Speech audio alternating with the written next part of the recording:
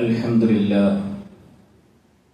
نحمده ونستعينه ونؤمن به ونتوكل عليه ونعوذ بالله من شرور أنفسنا ومن سيئات أعمالنا من يهده الله فلا مضل له ومن يضلله فلا هادي له وأشهد أن لا إله إلا الله وحده لا شريك له وأشهد أن محمدا عبده ورسوله أرسله بالهدى ودين الحق ليظهره على الدين كله ولو كره المشركون اللهم صل على محمد وعلى آل محمد كما صليت على إبراهيم وعلى آل إبراهيم إنك حميد مجيد اللهم بارك على محمد وعلى آل محمد كما باركت على إبراهيم وعلى آل إبراهيم إنك حميد مجيد أما بعد فإن خير الكلام كلام الله وخير الهدي هدي محمد صلى الله عليه وسلم وشر الأمور محدثاتها وكل محدثة بدعة وكل بدعة ضلالة وكل ضلالة في النار أعوذ بالله من الشيطان الرجيم يا أيها الذين آمنوا اتقوا الله حق تقاته ولا تموتن إلا وأنتم مسلمون يا أيها الذين آمنوا اتقوا الله وقولوا قولا سديدا يصلح لكم أعمالكم ويغفر لكم ذنوبكم ومن يطع الله ورسوله فقد فاز فوزا عظيما رب اشرح لي صدري ويسر لي أمري واحلل عقدة من لساني يفقهوا قولي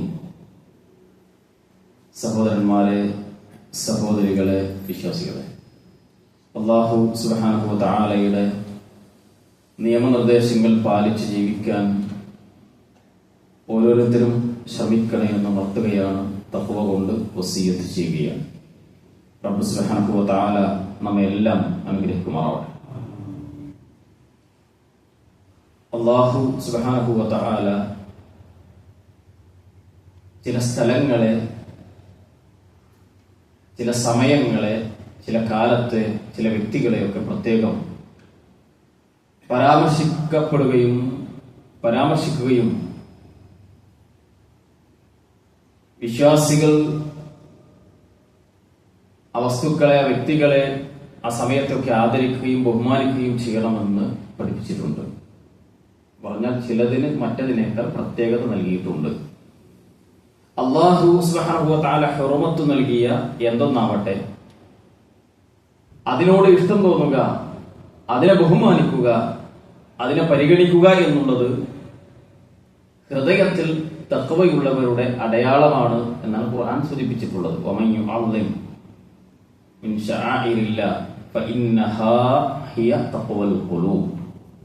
അല്ലാഹു മതചിഹ്നങ്ങളായി പഠിപ്പിച്ചിട്ടുള്ളതിനെ ആരെങ്കിലും ബഹുമാനിക്കുന്നുവെങ്കിൽ, പരിഗണിക്കുന്നുവെങ്കിൽ അവരുടെ ഹൃദയത്തിൽ തീർച്ചയായും തഖ്വയുണ്ട്.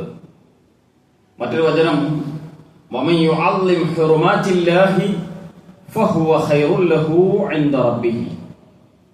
ആരാണോ അല്ലാഹു ഹുർമത്ത് നൽകിയതിനെ ആദരവ് കൽപ്പിക്കുന്നത് അത് അല്ലാഹുവിന്റെ അരികിൽ അവന് വലിയ നന്മയായി, ഖൈറായി പരിഗണിക്കും. സൂചിപ്പിച്ചത് ഇങ്ങനെ പ്രത്യേകതയുള്ള പല കാര്യങ്ങളുടെ കൂട്ടത്തിൽ ഒന്നാണ് നമ്മൾ പ്രവേശിക്കാൻ പോകുന്ന ദുൽഹിജ്ജ മാസത്തിലെ ആദ്യ 10 ദിവസങ്ങൾ. റമദാനിലെ അവസാനത്തെ 10 ദിവസങ്ങൾ നമുക്കറിയാം. വിശുദ്ധ റമദാൻ നമുക്കറിയാം. അതുപോലെ മുഹറം, ആശുആന്റെയും താസുആന്റെയും ദിവസം, എങ്ങനെ കുറെ ദിവസങ്ങളിൽ അവയുടെയൊക്കെ കൂട്ടത്തിൽ പ്രത്യേകമായി നമ്മൾ പരിഗണിക്കേണ്ട, ഈമാനുള്ള മുഅ്മിനുകളായ ആളുകൾ ശ്രദ്ധിക്കേണ്ട 10 ദിവസങ്ങളിലേക്കാണ് ഇൻഷാ അല്ലാഹ് ബിഇദ്നില്ലാഹ് നമ്മൾ പ്രവേശിക്കുന്നത്. അല്ലാഹു അനുഗ്രഹിക്കുമാറാവട്ടെ. വിശുദ്ധ ഖുർആനിൽ ഇതിനെക്കുറിച്ച് അള്ളാഹു സൂചിപ്പിച്ചിട്ടുള്ളത് വൽ ഫജ്ർ വലയാലിൻ അശ്ർ വശഫ്ഇ വൽ വത്ർ. നമുക്ക് അറിയാവുന്ന ഖുർആനിന്റെ ചെറിയൊരു അധ്യായമാണ്. പ്രഭാതത്തെ പിടിച്ചും പ്രഭാതം തന്നെയാണ് സത്യം, 10 ദിവസങ്ങൾ അതുതന്നെയാണ് സത്യം, അതിൽ തന്നെ ഒറ്റയായിട്ടുള്ളതും ഇരട്ടയായിട്ടുള്ളതും അതുതന്നെയാണ് സത്യം. ഇങ്ങനെയാണ് ആ പ്രയോഗം. അല്ലാഹു സുബ്ഹാനഹു വ തആല അവന്റെ സൃഷ്ടികളിൽ പലതിനെയും പല പ്രതിഭാസങ്ങളെയൊക്കെ പിടിച്ച് സത്യം ചെയ്യുന്നത് നമുക്ക് കാണാൻ പറ്റും. രാത്രിയെ പിടിച്ച്, പകലിനെ പിടിച്ച്, സൂര്യനെ മാറ്റി, ചന്ദ്രനെ വെച്ച്, ഇങ്ങനെ കുറെ കാര്യങ്ങൾ വെച്ചിട്ട് അള്ളാഹു സത്യം ചെയ്യുന്നത് കാണാൻ പറ്റും. എന്നാൽ മനുഷ്യരോട് അത് വിലക്കുകയാണ് ചെയ്തിട്ടുള്ളത്. കൂട്ടത്തിൽ സാന്ദർഭികമായി സൂചിപ്പിക്കുകയാണ്. വിശ്വാസികൾ ശ്രദ്ധിക്കേണ്ട ഒരു വിഷയമാണ്. അള്ളാഹു അല്ലാതെ ഒന്നിനെ പിടിച്ചും സത്യം ചെയ്യാൻ പാടില്ല. റബ്ബിനെ പിടിച്ച് സത്യം ചെയ്യുന്നത് തന്നെ അള്ളാഹു നിരുത്സാഹപ്പെടുത്തിയ വിഷയം. അത് നമ്മൾ മനസ്സിലാക്കണം. അള്ളാഹു ഈ വിഷയത്തിൽ സാക്ഷിയാണ് എന്ന് പറയുമ്പോൾ വളരെ ഗൗരവത്തോടു കൂടി അത്രയും അങ്ങേയറ്റത്തിൽ ഘട്ടത്തിൽ മാത്രം പറയേണ്ട ഒരു വിഷയമാണ്. അള്ളാഹ് ഈ വിഷയത്തിൽ എന്റെ കാര്യത്തിൽ സാക്ഷിയാണ് എന്നുള്ളത്. അള്ളാഹു അല്ലാത്തതിനെ പിടിച്ച് ഒന്നും സത്യം ചെയ്യാനേ പാടില്ല. റസൂൽ സല്ലല്ലാഹു അലൈഹി വസല്ലം പറഞ്ഞത് ഇബ്നു ഉമർ റളിയല്ലാഹു അൻഹു കാണാം, മൻ ഹലഫ ബിഗൈരില്ലാഹി, ആരെങ്കിലും അള്ളാഹു അല്ലാത്തതിനെ പിടിച്ച് സത്യം ചെയ്യുന്നുവെങ്കിൽ ഫഖദ് കഫറ ഔ അശ്റക, അവൻ കാഫിറായി പോയി അല്ലെങ്കിൽ ശിർക്ക് ചെയ്തു പോയി. പക്ഷേ സങ്കടം എന്ന് പറയട്ടെ, മുസ്ലിം ഉമ്മത്തിലെ പല ആളുകളും അള്ളാഹുവിന്റെ സൃഷ്ടികളെ പിടിച്ച് സത്യം ചെയ്യാറുണ്ട്. അള്ളാഹു എല്ലാവർക്കും ഹുദവി നൽകി അനുഗ്രഹിക്കുമാറാവട്ടെ. ഏതായിരുന്നാലും ഇവിടെ അള്ളാഹു 10 രാത്രികൾ അല്ലെങ്കിൽ 10 ദിവസങ്ങൾ അതിനെ പിടിച്ച് സത്യം ചെയ്യുകയാണ്. മഹാനായ അത് സത്യം ചെയ്തുകൊണ്ട് പറയാൻ മഹാനായ ഇബ്നു കസീർ റഹ്മഹുല്ലാഹ് ഈ ആയത്തിന്റെ വിശദീകരണത്തിൽ ഇബ്നു അബ്ബാസിൽ നിന്ന് കാണാം റളിയല്ലാഹു അൻഹുമാ എല്ലാ മുഫസ്സിറുകളും കൊടുത്ത കാര്യം. ഈ 10 ലയാലിൻ അശ്ർ എന്നതുകൊണ്ട് ഉദ്ദേശിക്കുന്നത് അൽ മുറാദു ബിഹ അശ്റു ദുൽഹിജ്ജ. ഇവിടെ ഉദ്ദേശിക്കുന്നത് ദുൽഹിജ്ജ മാസത്തിലെ 1 മുതൽ 10 വരെയുള്ള ദിവസങ്ങളെ. മറ്റൊരു വചനം കാണാം വിശുദ്ധ ഖുർആനിൽ സൂറത്ത് ഹജ്ജിന്റെ 28ാമത്തെ ആയത്തിൽ. അവിടെ അള്ളാഹു സൂചിപ്പിക്കുന്നത് വയദ്കുറുസ്മല്ലാഹ ഫി അയ്യാമിൻ മഅലൂമാത്ത്, അറിയപ്പെട്ട ദിവസങ്ങളിൽ അള്ളാഹുവിന് അവർ ഉച്ചരിക്കട്ടെ, അവന്റെ പേര് ഉച്ചരിക്കട്ടെ, അള്ളാഹു അക്ബർ എന്ന് പറയട്ടെ, അള്ളാഹുവിനെ ഓർക്കട്ടെ. സൂറത്ത് ഹജ്ജിലെ 28ാമത്തെ ആയത്താണ്.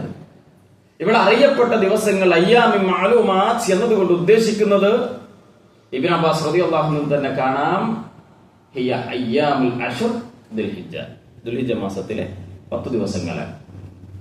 ഈ 2 വിശുദ്ധ ഖുർആനിന്റെ വചനങ്ങൾ ഇനിയും ഈ രൂപത്തിലുള്ള ആയത്തുകൾ നമുക്ക് കാണാൻ പറ്റും. അതിൽ നിന്ന് തന്നെ നമ്മൾ വരാൻ പോകുന്ന, പ്രവേശിക്കാൻ പോകുന്ന ദിവസങ്ങൾക്ക് അള്ളാഹു വലിയ മഹത്വം കൽപ്പിച്ചിട്ടുണ്ട് എന്ന് നമുക്ക് മനസ്സിലാക്കാൻ പറ്റും.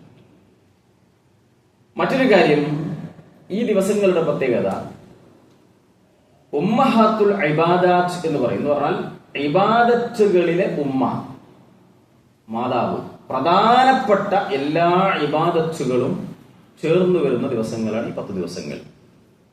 ഉമ്മഹാത്തുൽ ഇബാദത്ത് കൊണ്ട് ഉദ്ദേശിക്കുന്നത് നമസ്കാരം, നോമ്പ്, സക്കാത്ത് അല്ലെങ്കിൽ സ്വദഖ, ഹജ്ജ്, ഈ കർമ്മങ്ങളെല്ലാം യോജിച്ചു വരുന്ന. മഹാനായ ഇമാം ഇബ്നു ഹജർ അൽ അസ്ഖലാനി റഹ്മഹുല്ലാഹ് പറയുന്നത് കാണാം, വല്ലദീ യദ്ഹറു അന്ന സബബ് ഫീ ഇംതിയാസ് അശ്റ ദുൽഹിജ്ജ, ദുൽഹിജ്ജയിലെ 10 ദിവസം അത് പ്രസിദ്ധമാകുവാനും അതിന് പരിഗണന ഉണ്ടാകാനും കാരണമാകുന്നത് ലിമകാനി ഇജ്തിമാഇ ഉമ്മഹാത്തുൽ ഇബാദത്തി ഫീഹി അസ്സലാത്തു വസ്സിയാമു വസ്സദഖ വൽ ഹജ്ജ്, ഇതൊക്കെ ഇതിൽ ചേർന്ന് വരുന്നു എന്നുള്ളതല്ല. റമദാൻ മാസത്തിൽ ഹജ്ജ് അല്ലാത്ത കർമ്മങ്ങളൊക്കെ അവിടെ ഉണ്ടാവും, അല്ലേ? പക്ഷെ ഈ ഒരു 10 ദിവസത്തിനുള്ളിലാണ് ഈ കാര്യങ്ങളൊക്കെ ലോകത്ത് മുഅ്മിനുകളായ ആളുകൾ ഒരേ സമയത്ത് ചെയ്തുകൊണ്ടിരിക്കുന്നു എന്നുള്ളത് കൊണ്ട് തന്നെ ഈ സമയം അല്ലാഹു പ്രത്യേകമായി ഈ ദിവസങ്ങളെ പ്രത്യേകത നൽകി. അതുപോലെ ഹജ്ജിന്റെ കർമ്മങ്ങൾ യൗമുത് തർവിയ എന്ന് പറഞ്ഞാൽ ദുൽഹിജ്ജ 8-ന് ഹാജിമാർ മിനായിലെത്തും.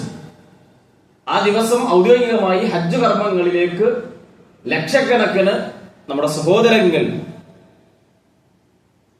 അവിടെ ഹജ്ജ് കർമ്മത്തിന് തുടക്കം കുറിക്കാൻ. ലോകത്തിന്റെ വിവിധ ഭാഗങ്ങളിൽ നിന്ന്, നമ്മുടെ കുടുംബങ്ങളിൽ നിന്ന്, നാട്ടിൽ നിന്നൊക്കെ പോയി ഒരുപാട് സഹോദരങ്ങളുണ്ട്. ഏറ്റവും നന്നായി ഹജ്ജ് കർമ്മം അള്ളാഹു സ്വീകരിക്കുന്ന രൂപത്തിൽ വളരെ ഭംഗിയായി നിർവഹിച്ച് അവർക്കൊക്കെ അവരുടെ നാടുകളിലേക്ക്, വീടുകളിലേക്ക് എത്തിച്ചേരാൻ അള്ളാഹു തൗഫീഖ് നൽകി അനുഗ്രഹിക്കുമാറാവട്ടെ. യൗമു തർവിയ ഈ ദിവസങ്ങളില്, അതിനപ്പുറത്ത് യൗമു അറഫ. യൗമു അറഫ ദുൽഹിജ്ജ 9 നമുക്കറിയാം റസൂലുള്ളാഹി സ്വല്ലല്ലാഹു അലൈഹി വസല്ലം ധാരാളം പ്രത്യേകതകളുണ്ട് എന്ന് പറഞ്ഞ ദിവസമാണ് യൗമു അറഫ. പ്രവാചകൻ സൂചിപ്പിച്ചിട്ടുള്ള ഒരു ഹദീസിൽ കാണാം, മാ മിൻ യൗമി അക്സറു മിൻ അൻ യഅതിക അല്ലാഹു ഫീഹി അബ്ദൻ മിനൻ നാർ മിൻ യൗമി അറഫ. അറഫയുടെ ദിവസത്തോളം അല്ലാഹു സുബ്ഹാനഹു വ തആല മനുഷ്യരെ നരകത്തിൽ നിന്ന് മോചിപ്പിക്കുന്ന വേറെ ഒരു ദിവസമല്ല. അറഫയുടെ അന്നാണ് നരകത്തിന്റെ വഴിയിലേക്ക് സഞ്ചരിക്കുന്ന കുറേ മനുഷ്യർ സ്വർഗവഴിയിലേക്ക് തിരിഞ്ഞു നടക്കാൻ തുടങ്ങാം. അതല്ലെങ്കിൽ ജീവിതത്തിൽ വന്നുപോയ പാളിച്ചകൾ കാരണം മരണപ്പെട്ടു പോയ മനുഷ്യർക്ക് ഓരോ അറഫയുടെ ദിവസവും അല്ലാഹു സുബ്ഹാനഹു വ തആല അവരുടെ പാപങ്ങൾ പുറത്തു കൊടുത്ത് സ്വർഗവഴിയിലേക്ക് അവർക്ക് വഴി കാണിക്കും. അല്ലാഹു അനുഗ്രഹിക്കുമാറാവട്ടെ. അറഫ ദിവസത്തിന്റെ പ്രത്യേകതയാണ്. എന്ന് മാത്രമല്ല, വഇന്നഹു ലയദ്നു സുമ്മ യുബാഹി ബിഹിം അൽ മലായിക.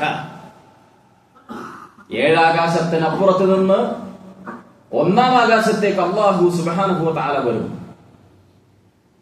അതെങ്ങനെ, ഏത് രൂപം, ഏത് കോലം എന്നൊന്ന് ആലോചിക്കാനും പഠിക്കാനും പറയാനും നമുക്ക് അവകാശമില്ല.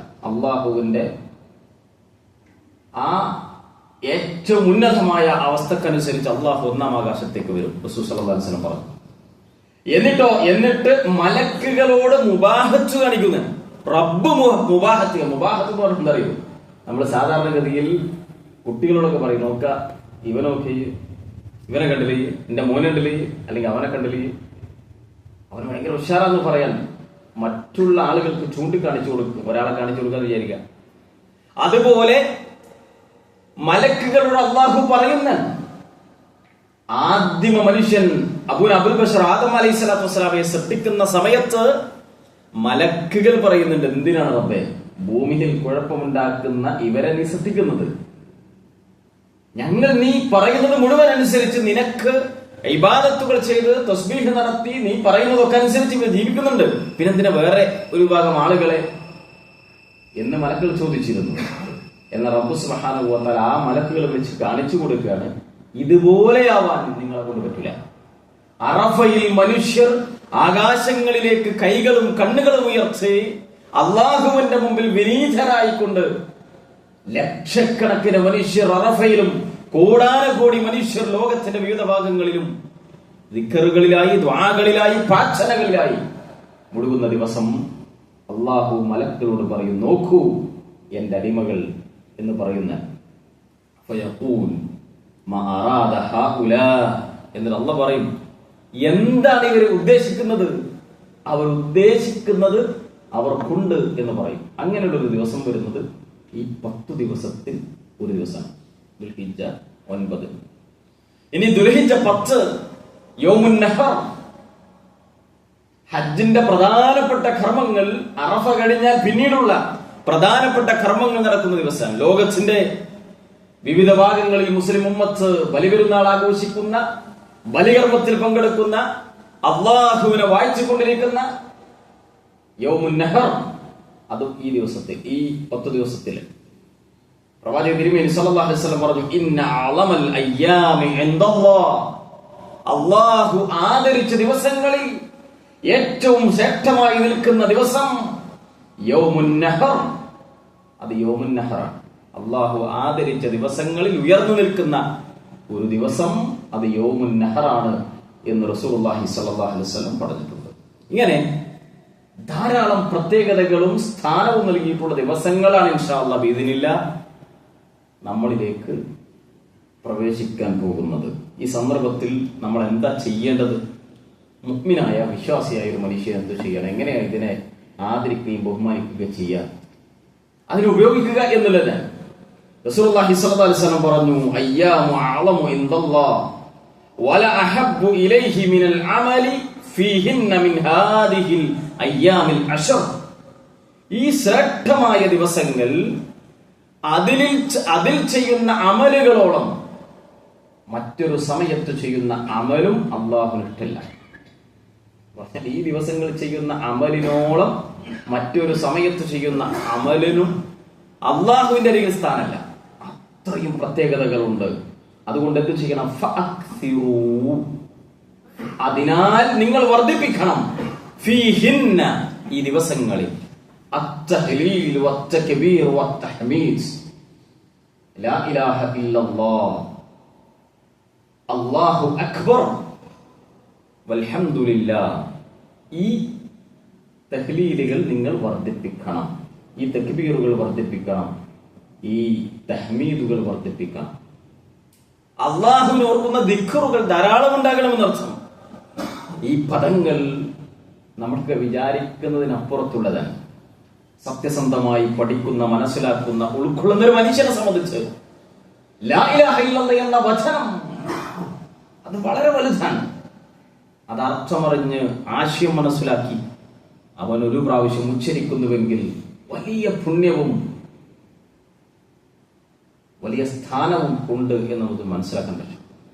അല്ലാഹു അക്ബർ അതുപോലെ തന്നെ എന്ന് മാത്രമല്ല, റസൂൽ സല്ലല്ലാഹു അലൈഹി വസല്ലം പറഞ്ഞ മറ്റൊരു ഹദീസിൽ കാണാം, അഹബ്ബുൽ കലാമി ഇലല്ലാഹി അർബഉൻ, അല്ലാഹുവിന് മനുഷ്യൻ സംസാരിക്കുന്ന സംസാരങ്ങളിൽ ഏറ്റവും ഇഷ്ടപ്പെട്ടത്, മനുഷ്യൻ പറയുന്ന വർത്തമാനത്തിൽ ഏറ്റവും ഇഷ്ടപ്പെട്ടത് 4 വാക്കുകളാണ്. ഏതാണ് 4 വാക്കുകൾ? സുബ്ഹാനല്ലാഹ്, വൽഹംദുലില്ലാഹ്, വലാ ഇലാഹ ഇല്ലല്ലാഹ്, അല്ലാഹു അക്ബർ. ഇത്രയും പറഞ്ഞിട്ട് റസൂൽ സല്ലല്ലാഹു അലൈഹി വസല്ലം പറഞ്ഞു, ലാ യദുറുക ബിഅയ്യിഹിന്ന ബദഅത്, ഇത് ഏതുകൊണ്ട് തുടങ്ങിയാലും അവന് പ്രത്യേകിച്ച് കുഴപ്പമൊന്നുമില്ല. ഈ 4 വാക്കുകൾ അള്ളാഹുവിന് ഇഷ്ടമുള്ളതാണ്. ഏതു സമയത്തും ഏതു കാലത്തും അള്ളാഹുവിന് ഇഷ്ടപ്പെട്ട ഈ വാക്കുകൾ ഏറ്റവും പ്രത്യേകതയുള്ള പറയണമെന്ന് പഠിപ്പിച്ച ഈ ദിവസങ്ങളിൽ മനഃപൂർവ്വം ആലോചനയുണ്ടായി മനസ്സറിഞ്ഞ് അള്ളാഹുവിലേക്ക് ബന്ധപ്പെടുത്തി പറഞ്ഞുകൊണ്ടേ ഇരിക്കുക. അതാണ് നമ്മൾ ചെയ്യേണ്ടത് ഇൻഷാ അല്ലാഹ്.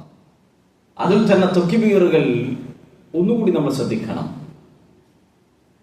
മഹാനായ ഇമാം ബുഖാരി റഹിമഹുല്ലാഹ് അദ്ദേഹത്തിന്റെ സ്വഹീഹിൽ കൊണ്ടുവരുന്ന ഹദീസിൽ കാണാം, അൻ അബീ ഹുറൈറ റളിയല്ലാഹു അൻഹും അന്നഹുമാ, ഇബ്നു ഉമറും അബൂ ഹുറൈറ റളിയല്ലാഹു അൻഹു അവരെ കുറിച്ച് പറയുന്നു, അന്നഹും അവർ രണ്ടുപേരും കാന യഖ്റജാനി ഇല സൂഖ് ഫിൽ അശ്ർ, അവർ ഈ 10 ദിവസമായ അങ്ങാടിയിലേക്ക് പ്രവേശിച്ചാൽ പോലും ഫയുകബ്ബിറാൻ നാസ് ബിതക്ബീരിഹാ, അവരിങ്ങനെ ഉറക്കെ തക്ബീർ ചൊല്ലും. ഇത് കേട്ടിട്ട് ആളുകളും ചൊല്ലും. അപ്പൊ നമ്മുടെയൊക്കെ സാഹചര്യം അനുസരിച്ച് പറ്റുന്നിടത്തൊക്കെ തക്ബീർ ഉണ്ടാവണം. ഏറ്റവും ചുരുങ്ങിയ നമ്മുടെ വീടുകളിൽ, നമ്മുടെ മക്കളിൽ ഇതുണ്ടാവണം. തക്ബീർ 2 രൂപത്തിൽ, തക്ബീറുൽ മുത്ലഖ് വ തക്ബീറുൽ മുഖയ്യിദ് എന്ന് പണ്ഡിതന്മാർ വിശദീകരിച്ചിട്ടുണ്ട്. ഈ ദിവസങ്ങളിൽ തക്ബീർ മുത്ലഖ് എന്ന് പറഞ്ഞാൽ അത് ഏതു സമയത്തും ചൊല്ലാം. ഈ സമയങ്ങളിൽ ധാരാളം നമ്മൾ ചൊല്ലിക്കൊണ്ടിരിക്കുക. അതിന്റെ രൂപങ്ങൾ അറിയുന്ന മസൂദ് റളിയല്ലാഹു അൻഹു അല്ലാഹു അക്ബർ, അല്ലാഹു അക്ബർ, ലാ ഇലാഹ ഇല്ലല്ലാഹു അല്ലാഹു അക്ബർ, അല്ലാഹു അക്ബർ വലില്ലാഹിൽ ഹംദ്. ഇത് പെരുന്നാളിന് മാത്രമല്ല, ഇതാണ് തക്ബീർ. നേരത്തെ പറഞ്ഞ തഹ്ലീൽ, തഹ്മീദ്, തക്ബീർ 3ഉം അതിൽ ഉൾക്കൊള്ളുന്നുണ്ട്. മറ്റൊരു രൂപം അല്ലാഹു അക്ബർ, അല്ലാഹു അക്ബർ, അല്ലാഹു അക്ബർ, ലാ ഇലാഹ ഇല്ലല്ലാഹു അല്ലാഹു അക്ബർ, അല്ലാഹു അക്ബർ വലില്ലാഹിൽ ഹംദ്. മൂന്നാമത്തെ രൂപം അല്ലാഹു അക്ബർ കബീറ, സുബ്ഹാനല്ലാഹി കസീറ, വൽഹംദുലില്ലാഹി കസീറ, വസുബ്ഹാനല്ലാഹി ബുക്റതൻ വഅസീല. ഈ തക്ബീർ ഇതൊക്കെ മാറി മാറി ഈ ദിവസങ്ങളിൽ ഉണ്ടാകണം. അതാണ് തക്ബീർ മുത്ലഖ്, പ്രത്യേക സമയമൊന്നുമില്ല. എന്നാൽ തക്ബീറുൽ മുഖയ്യിസ് എന്ന് പണ്ഡിതന്മാർ വിശദീകരിച്ചത് അറഫയുടെ പ്രഭാതം മുതൽ ദുൽഹിജ്ജ് 9 പ്രഭാത സുബഹി നമസ്കാരം തൊട്ട് അയ്യാമുത്ത് തശ്രീഖിന്റെ എന്ന് പറഞ്ഞാൽ പെരുന്നാൾ കഴിഞ്ഞ് 3ാമത്തെ ദിവസം ദുൽഹിജ്ജ് 13 അസ്ർ നമസ്കാര ശേഷം വരെ നമസ്കാരത്തിന് ശേഷം ചെല്ലേണ്ട തക്ബീർ. അത് നമസ്കാരം കഴിഞ്ഞാൽ അല്പം ഉച്ചത്തിൽ എല്ലാവരും ഒരുമിച്ച് ചെല്ലുക എന്നുള്ളത്, ഒരാൾ ചൊല്ലിക്കൊടുത്ത് മറ്റൊരാൾ ചെല്ലുന്ന ശൈലി ഇസ്ലാമിലില്ല. എല്ലാവരും ചെല്ലേണ്ട ഒരു കാര്യം, അത് തക്ബീർ മുഖയ്യിദ്. അതിനപ്പുറത്ത് ഏത് സമയത്തും ചെല്ലേണ്ടത്. ചുരുക്കി പറഞ്ഞാൽ ഈ ദിവസങ്ങളിൽ അള്ളാഹുവിനെ വാഴ്ത്തുക എന്നുള്ളത് വലിയ കാര്യം. നമ്മളെ സംബന്ധിച്ച് റബ്ബിനെ വാഴ്ത്താൻ നമുക്ക് ഒരുപാട് കാരണങ്ങളുണ്ട്. മനസ്സൊക്കെ ഒരല്പമെങ്കിലും ആശ്വാസം കിട്ടിയ ഒരു മാനസികാവസ്ഥയിലാണ് ഇന്ത്യയിലെ മുസ്ലിമുകളുടെ പ്രത്യേകിച്ച് നമ്മളൊക്കെ ഉള്ളത്. വലിയൊരു തെരഞ്ഞെടുപ്പ് വന്നു, റിസൾട്ടൊക്കെ വന്നു, വിചാരിച്ച രൂപത്തിൽ ആളുകളുടെ ഭരണമാറ്റം നടന്നിട്ടില്ലെങ്കിലും, ഫാസിസം അവർ താഴെ ഇറങ്ങിയിട്ടില്ലെങ്കിലും, എന്തായിരുന്നാലും വലിയൊരു ഭീഷണിയിൽ നിന്ന് റബ്ബ് സുബ്ഹാനഹു നമ്മെ രക്ഷപ്പെടുത്തിയിട്ടുണ്ട്. അൽഹംദുലില്ലാഹ്, അള്ളാഹുവിനെ നമ്മൾ സ്തുതിക്കാം. എന്തൊക്കെ തന്നെയാണെങ്കിലും ഇതുവരെ ഉണ്ടായിരുന്ന ഒരു മാനസികാവസ്ഥയിൽ സ്വന്തമായി നിയമങ്ങൾ ഉണ്ടാക്കാൻ, നമ്മുടെ ആരാധനകളും നമ്മുടെ ജീവിത രീതികളും ചോദ്യം ചെയ്യപ്പെടാനൊന്നും പറ്റാത്തൊരവസ്ഥയിലേക്ക് എത്തിയിട്ടുണ്ട്. അൽഹംദുലില്ലാഹ്. അപ്പോ ഒന്നുകൂടി റബ്ബിനെ വാഴ്ത്താനും അവനെ പുകഴ്ത്താനും ഇബാദത്തുകളിൽ മുഴുകാനും അള്ളാഹുവിന്റെ ദീൻ പ്രബോധനം ചെയ്യാനും നമ്മളൊക്കെ ഒരിക്കലും അപ്രതീക്ഷിതവും ഒരിക്കലും നടക്കില്ല എന്ന് വിചാരിച്ചതൊക്കെ നടക്കുന്നതാണ് ലോകം എന്ന് റബ്ബ് നമുക്ക് മനസ്സിലാക്കി തന്ന ഒരു വിഷയമാണ് ഇതൊക്കെ. എന്തൊക്കെ സംഭവിച്ചാലും ഇങ്ങനെയൊക്കെയാണ് ഉണ്ടാവുക. അതേപോലെ മറ്റ് ഈ 10 ദിവസങ്ങളിൽ എല്ലാ അമലുകളും, തക്ബീറുകളും തഹ്ലീലുകളും മാത്രമല്ല, എല്ലാ അമലുകളും റസൂൽ സല്ലല്ലാഹു അലൈഹി വസല്ലം പറഞ്ഞത് മാ മിൻ അയ്യാമിൽ അമൽ സ്വാലിഹ് ഫീഹിന്ന അഹബ്ബു ഇലല്ലാഹി മിൻ ഹാദിഹിൽ അയ്യാമിൽ അശ്ർ. ഈ ദിവസത്തോളം നേരത്തെ ഞാൻ സൂചിപ്പിച്ച കാര്യം, ഏത് അമലാവട്ടെ ഇത്ര അള്ളാഹുവിന് ഇഷ്ടമുള്ള വേറൊരു ദിവസമല്ല. ഇത് പ്രവാചകൻ തിരുമേനി സല്ലല്ലാഹു അലൈഹി വസല്ലം പറയുമ്പോൾ ഫഖാലു, സ്വഹാബികൾ ചോദിച്ചു, യാ റസൂലല്ലാഹ്, അള്ളാഹുവിന്റെ പ്രവാചകരെ, വലൽ ജിഹാദു ഫീ സബീലില്ലാഹ്, അള്ളാഹുവിന്റെ മാർഗത്തിൽ ഒരാൾ ജിഹാദ് ചെയ്യുന്നതിനേക്കാളും ഈ ദിവസത്തിലെ മറ്റു ഇബാദത്തുകൾക്ക് പ്രത്യേകതയുണ്ട് എന്നാണോ? ഫഖാല റസൂലുള്ളാഹി സ്വല്ലല്ലാഹു അലൈഹി വസല്ലം വലൽ ജിഹാദു ഫീ സബീലില്ലാഹ്, ജിഹാദ് ചെയ്യുന്നതിനേക്കാളും. എന്നിട്ടൊരു ഇസ്തിസ്ന പറഞ്ഞു, ജിഹാദിൽ ഒരാൾ പുറപ്പെട്ട് അയാൾ ഷഹീദായിട്ടുണ്ടെങ്കിൽ അയാൾക്കാണ് പ്രത്യേകത. അതല്ലാതെ ജിഹാദ് ചെയ്യുന്നതിനേക്കാളും ഈ ദിവസത്തിലെ അമലുകൾക്ക് പ്രത്യേകത ഉണ്ട്. എന്ന് പറഞ്ഞാൽ ദുൽഹിജ്ജ 1 മുതൽ 10 ഒരാൾ നമസ്കരിക്കുന്നത്, നോമ്പെടുക്കുന്നത്, സ്വതക്ക നൽകുന്നത്, നന്മ ചെയ്യുന്നത്, ദിക്റുകൾ സാധാരണത്തിൽ നിന്ന് വ്യത്യസ്തമായി ഈ ചിന്തകൾ വെച്ച് ചെയ്യുന്നത് വലിയ പുണ്യമുള്ള കാര്യമാണ് എന്നർത്ഥം. അതുകൊണ്ട് നമ്മൾ ഉപയോഗിക്കുക എന്നാണ് സൂചിപ്പിച്ചതിന്റെ അകത്തുക. പലപ്പോഴും പണ്ഡിതന്മാർക്കിടയിലുള്ള ചർച്ച വിശുദ്ധ റമദാനിലെ അവസാനത്തെ 10 ദിവസങ്ങളെക്കാൾ ഈ ദിവസങ്ങൾക്ക് പ്രത്യേകത ഉണ്ട് എന്ന് പറഞ്ഞ ആളുകളുണ്ട്. ഷെയ്ഖ് സ്വാലിഹ് അൽ ഉസൈമീൻ റഹിമഹുല്ലാഹ് സഊദി അറേബ്യയുടെ ഗ്രാൻഡ് മുഫ്തി ആയിരുന്നു. ധാരാളം വിഷയങ്ങളിൽ ബൃഹത്തായ ഗ്രന്ഥങ്ങൾ രചിച്ചിട്ടുള്ള ഒരു മഹാപണ്ഡിതൻ. അദ്ദേഹത്തിന്റെ അരികിൽ ഒരു ഫത്വ വരുന്നതും ഒരു തർക്കം വരുന്നതും വലിയ ഒരു ചർച്ചയിൽ അദ്ദേഹം കൊടുക്കുന്ന ഒരു ഫത്വയും വായനയിൽ എന്റെ ശ്രദ്ധയിൽപ്പെട്ടത്. ഒരാള് ഈ തർക്കം, 2 ആളുകൾ വരെയാണ്. ഒരാള് പറയുന്നത് അയാൾ റമദാനിലെ അവസാന 10 ദിവസങ്ങളിൽ അന്ന് ചെയ്യുന്ന ഇബാദത്തുകൾക്കാണ് വലിയ പുണ്യം. മറ്റാളുടെ തർക്കമല്ല ഈ ദിവസം. 2 പേർക്കും ന്യായങ്ങളുണ്ട്. അപ്പൊ അദ്ദേഹം അവസാനം പറഞ്ഞു വെക്കുന്നത് റസൂൽ സല്ലല്ലാഹു അലൈഹി വസല്ലം നേരത്തെ പറഞ്ഞ ഹദീസ് വെച്ചിട്ട് അത് ദുൽഹിജ്ജയിലെ ദിവസങ്ങൾക്കാണ് റമദാനിലെ ആ ദിവസങ്ങളെക്കാൾ പുണ്യം എന്നാണ് അദ്ദേഹത്തിന്റെ നിഗമനം.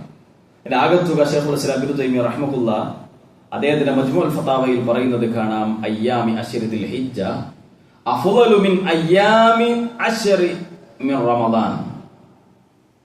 ദുൽഹിജ്ജ മാസത്തിലെ 10 ദിവസം അത് റമദാനിലെ 10 ദിവസങ്ങളെക്കാൾ പുണ്യമാണ് എന്നതുകൊണ്ട് ഉദ്ദേശിക്കുന്നത് എന്നതും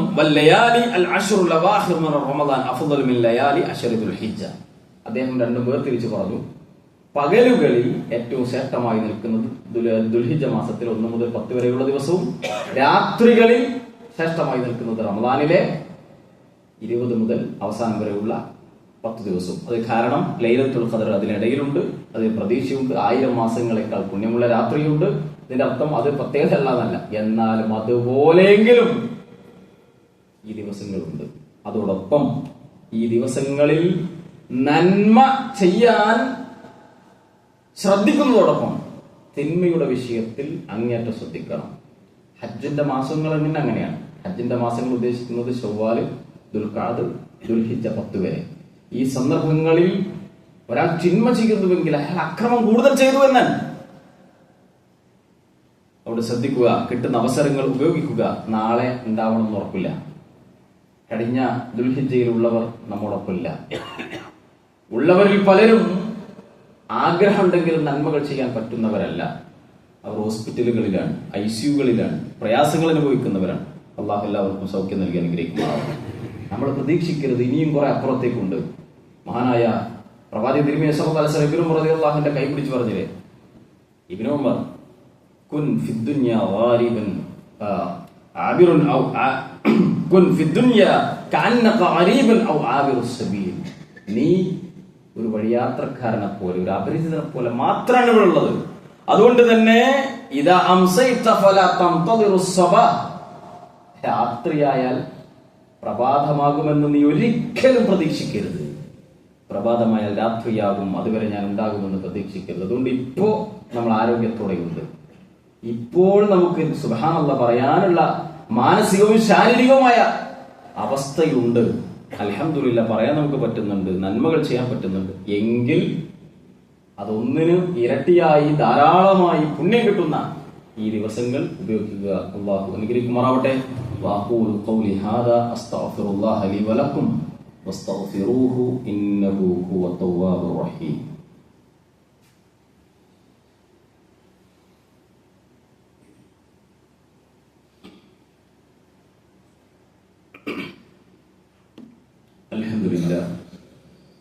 അൽഹംദുലില്ലാഹി റബ്ബിൽ ആലമീൻ വസല്ലല്ലാഹു അലാ നബിയ്യിനാ മുഹമ്മദിൻ വഅലാ ആലിഹി വഅസ്ഹാബിഹി അജ്മഈൻ.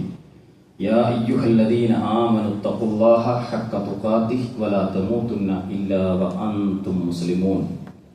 അല്ലാഹുവിനെ സൂക്ഷിച്ച് ജീവിക്കണേ എന്ന് ഒരിക്കൽ കൂടി ഉണർത്തുകയാണ്. ദുൽഹിജ്ജ 1 മുതൽ 10 വരെ ഉലഹിയത്ത് അറക്കുന്ന ആളുകൾ ശ്രദ്ധിക്കേണ്ട കാര്യങ്ങളുണ്ട്.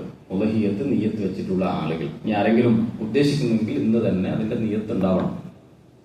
ഉലഹിയത്ത് മുമ്പ് നമ്മൾ സൂചിപ്പിച്ചതാണ്. ആർക്കെങ്കിലും ഒരു ബലിമൃഗത്തെ, ഒരാടിനെങ്കിലും അറക്കാൻ സാധിക്കുമെങ്കിൽ, അല്ലെങ്കിൽ 7 ആളുകളുടെ കൂട്ടത്തിൽ ഒരാളാകാൻ പറ്റുമെങ്കിൽ, അങ്ങനെയുള്ള ഒരു അവസ്ഥ ഒരാൾക്ക് ഉണ്ടായിട്ട് അയാൾ അത് ചെയ്യുന്നില്ല എങ്കിൽ റസൂൽ സല്ലല്ലാഹു അലൈഹി വസല്ലം പറഞ്ഞത് അയാൾ പെരുന്നാൾ നിസ്കാരത്തിന് വരേണ്ടതില്ല എന്ന് പറഞ്ഞാൽ അത്രയും പ്രത്യേകതയുണ്ട് എന്ന്. അപ്പോ ഇനിയും ശ്രദ്ധിക്കാത്ത ആളുകളുണ്ടെങ്കിൽ ഇപ്പോഴും വഴിയൊക്കെ ഉണ്ട്. ആ രൂപത്തിൽ അതിനെ ശ്രദ്ധിക്കണമെന്ന് നിർത്താൻ.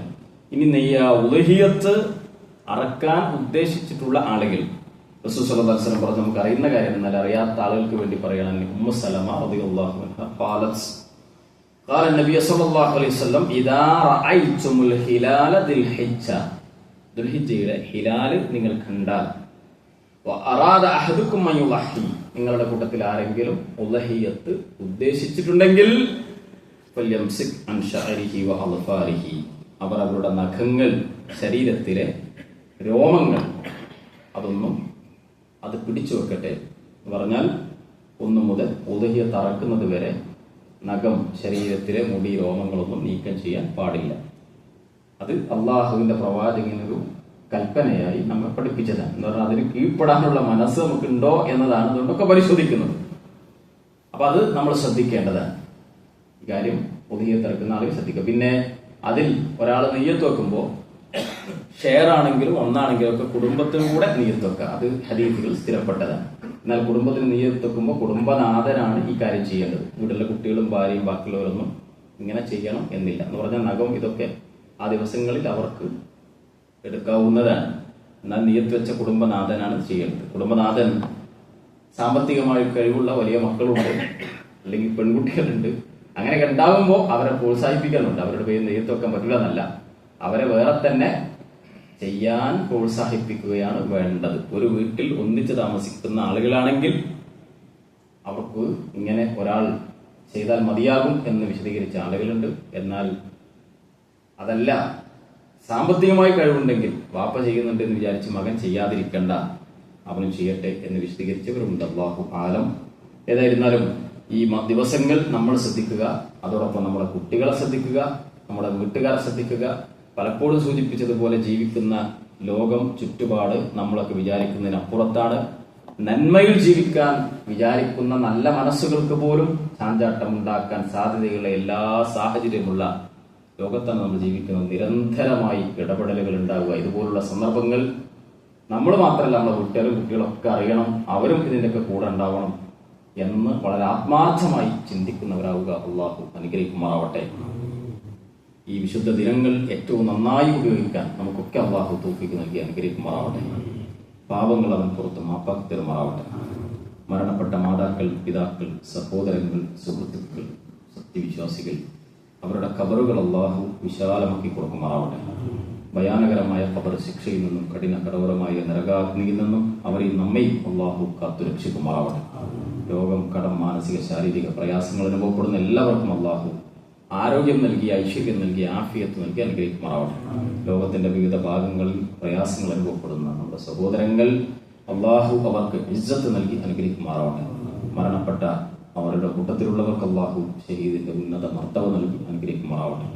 اللهم اغفر للمؤمنين والمؤمنات والمسلمين والمسلمات الأحياء منهم والأموات إنك مجيب الدعوات يا قاضي الحاجات. اللهم أجرنا من النار، اللهم أجرنا من النار، اللهم أجرنا من النار. اللهم أعز الإسلام والمسلمين وأذل الشرك والمشركين. اللهم أعز الإسلام والمسلمين وأذل الشرك والمشركين. اللهم أعز الإسلام والمسلمين وأذل الشرك والمشركين. ربنا آتنا في الدنيا حسنة وفي الآخرة حسنة وقنا عذاب النار. وصلى الله على نبينا محمد والحمد لله رب العالمين.